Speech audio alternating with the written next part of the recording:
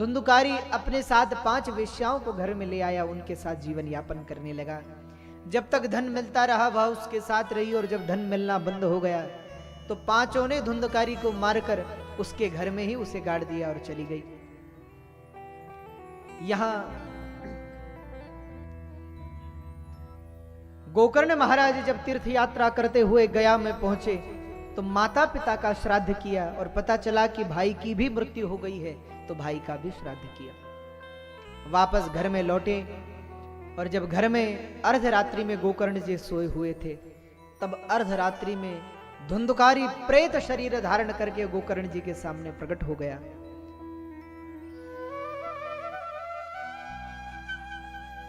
और सकृन में सकृद्धस्ति सकृच महिषो भवत सकृच इंद्र सकृचाग्नि पुनश्च पुरुषो भवत। कभी इंद्र हो जाए, कभी भेड़ हो जाए, कभी अग्नि हो जाए, अनेक रूप धारण करके गोकर्ण जी को भयभीत करने का प्रयास करने लगा। पर गोकर्ण जी ने हाथ में जल लेकर जो उस पर छीटा और पूछा, बता तुम कौन हो? तो धुंधुकारी बोल पड़ा, भैया अहम भ्राता त्वदीयोस्मि धुंधुकारी नामत, मैं आपका ही भाई धुंधुकारी। तब धुंधुकारी की बात सुनकर गोकर्ण जी से वह बोला, भैया मेरे उद्धार के लिए कुछ कीजिए। श्री गोकर्ण जी महाराज ने कुछ देर सुना और कहा, धुंधुकारी तुम्हारे उद्धार के लिए हमने गया में तो श्राद्ध कर दिया था।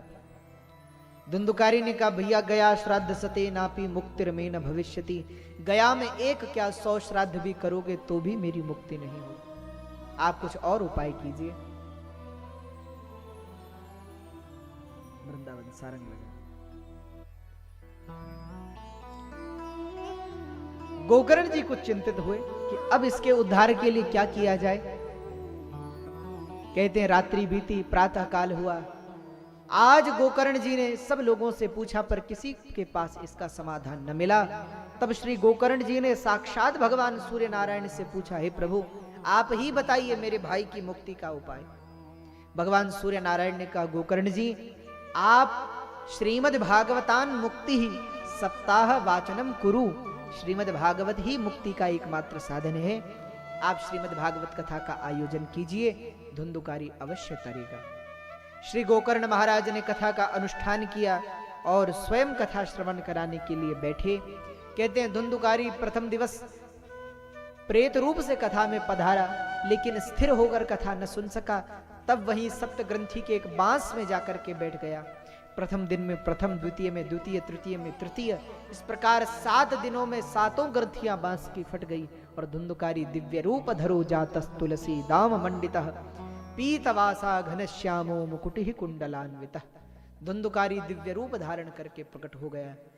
कहते हैं आकाश से विमान आया और धुंधुकारी भागवत जी को और गोकर्ण जी को नमस्कार करके विमान में जा बैठा। यहां श्री गोकर्ण महाराज ने विमान लाने वाले विष्णु पार्षदों से पूछा। बोले गोकर्ण जी ने कहा धुंधुकारी ने भी कथा सुनी और इन सब श्रोताओं ने भी कथा सुनी, पर विमान केवल धुंधुकारी के लिए क्यों आया, इनके लिए क्यों नहीं आया? तो भगवान के सेवकों ने कहा, विष्णु पार्षद बोले, हे गोकर्ण जी श्रवणस्य अभिवेदेन फल भेदोत्र संस्थित, श्रवण में भेद है इसलिए फल में भेद है।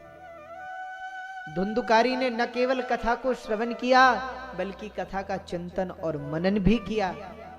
अन्य सबने कथा तो सुनी पर कथा सुनकर न चिंतन किया न मनन किया।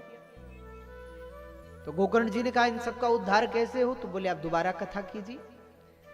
कहते हैं गोकर्ण जी ने दूसरी बार कथा की। सब लोगों ने भाव और प्रेम से कथा का श्रवण किया। और जैसे भगवान श्री राम के साथ अयोध्यावासिनः पूर्व यथा रामेण संगीता तथा कृष्णेन ते नीता गोलोकम योगी दुर्लभ। जैसे भगवान श्री राम के साथ सारी अयोध्या नगरी तर गई, वैसे ही गोकर्ण जी के साथ सारे उत्तम नगर के लोगों का कल्याण हो गया। कथा की सार्थकता संपन्न हुई, कथा सार्थक हुई।